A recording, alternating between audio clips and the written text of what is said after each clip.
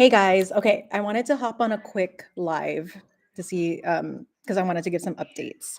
And I posted a video, when was it, yesterday? And I got really great comments from Frankenstein. Hey, what's up, brother? So I love talking with you because it puts into perspective where you're at in your recovery, where I'm at in my recovery, where collectively, where I see these mind rewiring communities. I'm part of like a few different ones. So seeing where everybody's at. And so the question that I wanted to address that we were talking in the comments with Frankenstein is the flare up thing, where Frankenstein asked, um, do you deal with flare ups? And so my answer to that was, it's a very challenging question to answer for me right now because I've stopped trying to figure out what is causing an increase of sensation, because you hit a point where, okay, so your ego is so protective of you, right? Your ego loves you, right?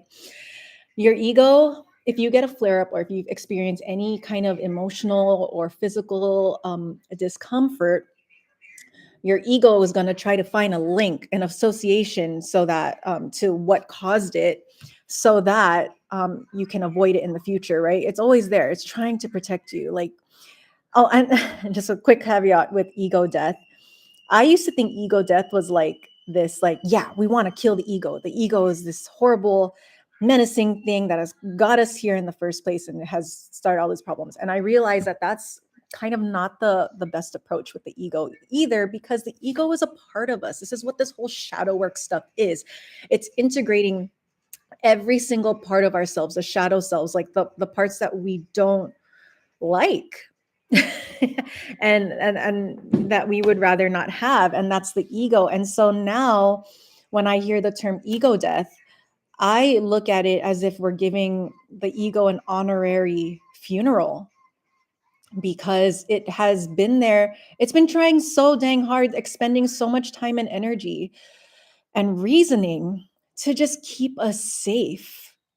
And the wiring happens from when we were really little, maybe even predating when we were born, you know? So now when I think of ego death, I'm like, it's an honorary one, because it's like, thank you, ego. I see how much you're trying to protect me. I I don't need you anymore. We've gone a little too far. You're a little too overprotective. And I promise that I can step into my agency and my autonomy, and I can take care of myself and make more informed decisions that will take care of myself and will be aligned with supporting my well-being. That's how I see ego death now. So going back to the flare-up question. Okay. So that's a hard one for me, because had you asked me this maybe a year ago, 2 years ago, I would have said, oh, I flare up every day.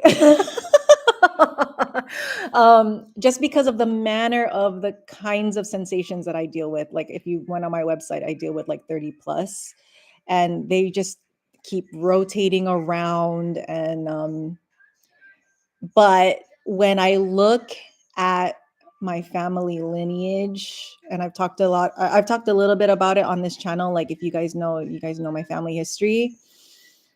Um, I kind of get why my allostatic load is so high. There's so much emotional charge, so much emotional pain that I know for sure my dad didn't feel.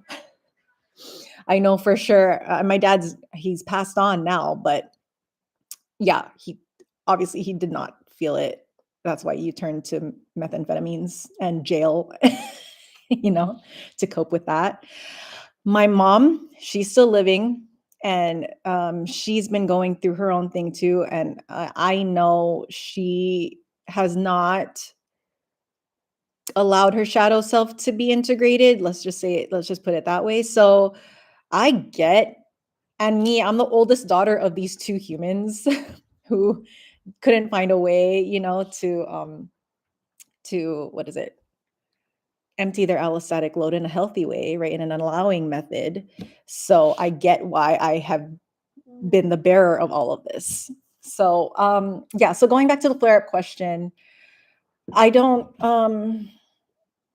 I don't really try to keep track of that anymore. I'm just trying to keep to my schedule, um, being active in life, finding out what I actually like, what I don't like, finding out what conflicts, relational conflicts that I need to, sorry, my daughter's here, deal with. That's been a major thing. I've kind of alluded to it in some videos. Okay. I have learned that a lot of things in my relationships, my most intimate and my closest relationships around me, has been contributing to this heightened allostatic load. But obviously, it all starts with me. So there's been a lot of changes that have had to happen with that. I kind of think that that's a big reason why. My journey in particular, specifically, has been quite long. So, hey, Frankenstein, what's up? So glad you're here. Yeah, I'm just talking. We're just talking story. Is how it's how they say it in Hawaii. We talk story. So, yeah. Well, you know what? The thing that there was an incident, and trigger alert if you don't want to hear about symptoms, but I think some people like to hear detail. Oh yes, walk and talk. Yes, perfect. Good job. That's awesome.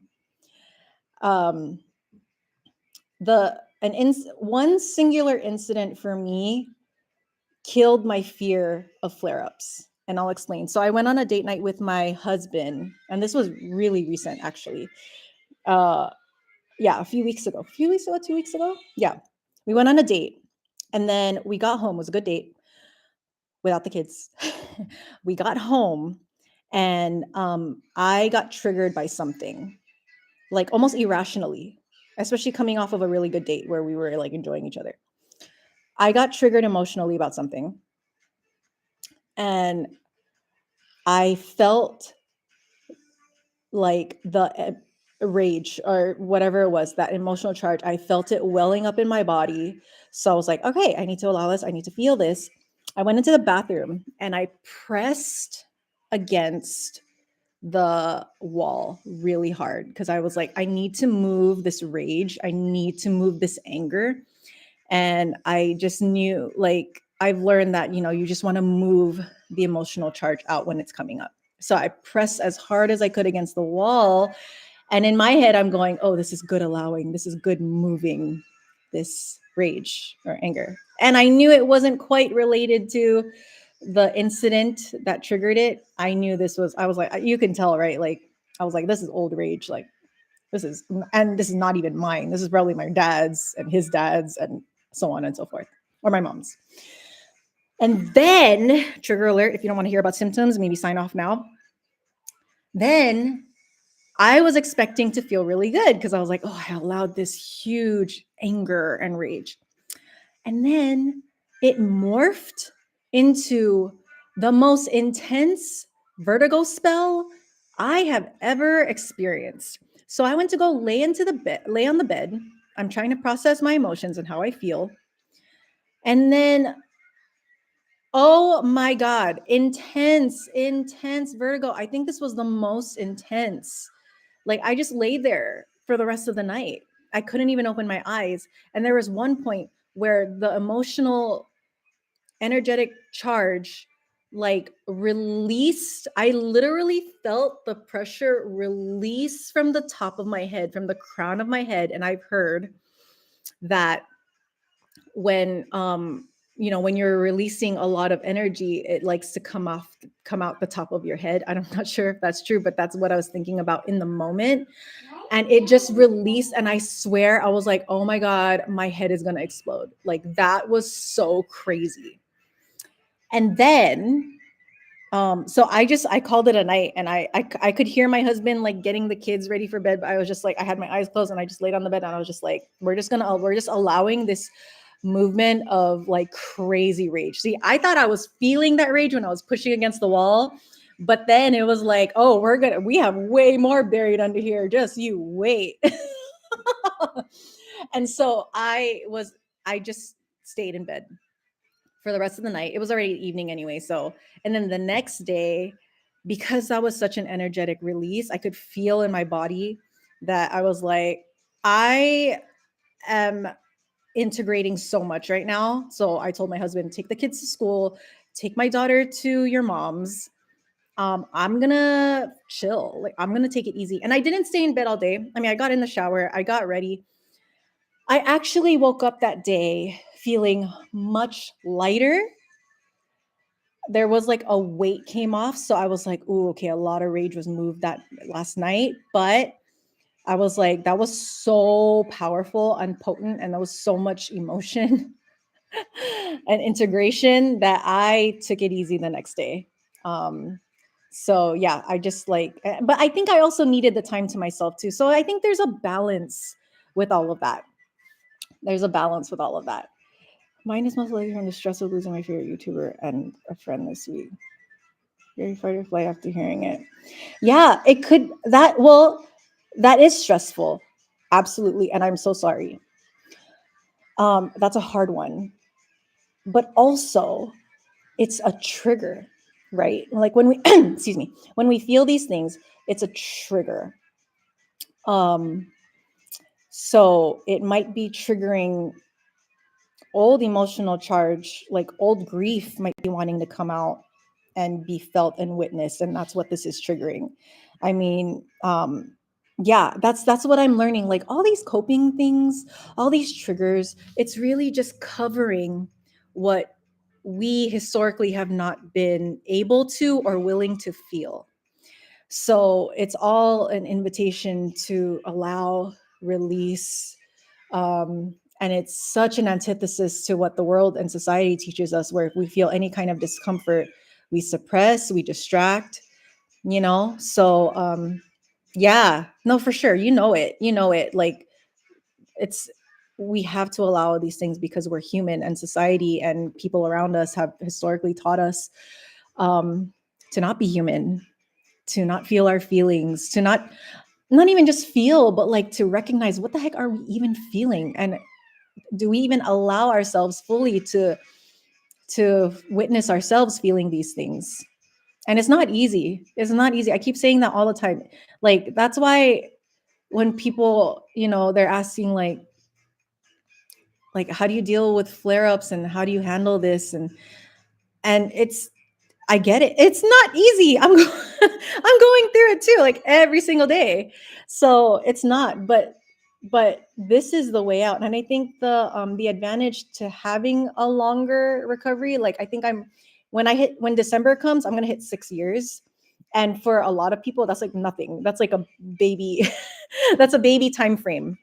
But I understand, I get why what was I saying? No, I don't know. I just, I get it. It's not easy, this whole thing. I lost my aunt at an early age, and when all this started, my best friend was diagnosed. Oh, see, I lost my grandfather.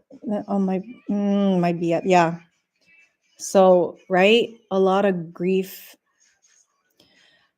is there.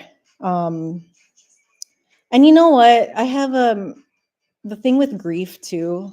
Like I keep saying, our brains, our egos are so lovingly just really trying to figure out what is pinpointing, like I our egos are like, let's pinpoint where this grief is coming from so we can avoid it, because it's emotionally painful to experience. But like I said in that video, if we have love, there's going to be grief. That's just the manner of humanity and life. So if we can have or develop a really healthy and good relationship with grief, with rage, with fear, then that's integration. That's integrating your shadow selves, all these things that we've been conditioned to avoid or repress or stuff down or feel shame about. It's actually, if we just allow ourselves to feel it, acknowledge it, then it can move on. You know, it's like it's such a simple concept to understand, but the breaking the pattern of that is quite difficult. But yeah, I'm gonna sign off This was supposed to be a fast live, but I'm gonna sign off because I just started a new remote job 2 days ago, and it's very intense. And I actually have to hop on and work in like 2, 3, 4 minutes. So that was my announcement. I don't know. I'm gonna try to keep up with this YouTube thing because I do love it, and I love connecting with you guys like Frankenstein. Love connecting with you. I love connecting with everybody else we're all on this journey together, and we're learning all these hard lessons together, and we're spurring each other on, and we're accountability partners. Like I love it. So oh, I'm glad I found you too. I love the people that have come out of the woodwork in this field. I'll say the mind body connection field, like the people that I personally connected with. I love them all. Like you guys are awesome people. You guys are amazing. You're really amazing, and that's why I'm not recovered yet, but I just needed to get on here and start connecting with you guys because I just think that everyone that has been invited to go on this journey, I think we're all like, I think we're all empaths with huge gifting to help other people. I think that's a natural God given gift. And we just need to get through this dark night of the soul, because I think that the people that do go through this, they have so much love, so many gifts and talents, like naturally given, and they have big hearts.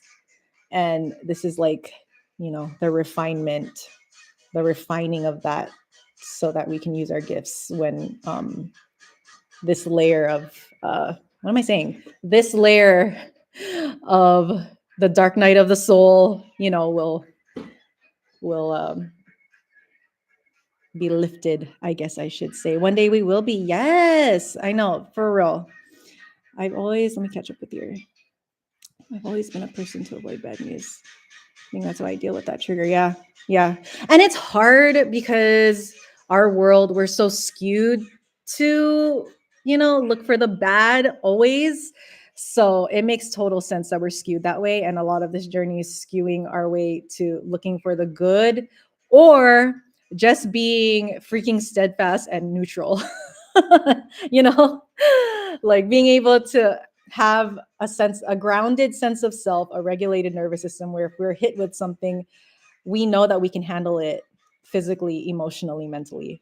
And so that's where the resilience is being built up. But yeah, like I said, not easy. And that's why we kind of need each other to remind each other and encourage each other, because we are all like on different, um, we're all on the same race, but we're in different phases of it, So yeah. So we need each other for sure. Okay. All right. I gotta hop off. I have to work. So, bye, Frankenstein. Thank you so much for engaging. I'm so happy you're here. And yeah, we just keep moving on. And yeah, you'll be fine. You'll be fine. I'll be fine. So, okay. Take care. Talk to you guys soon.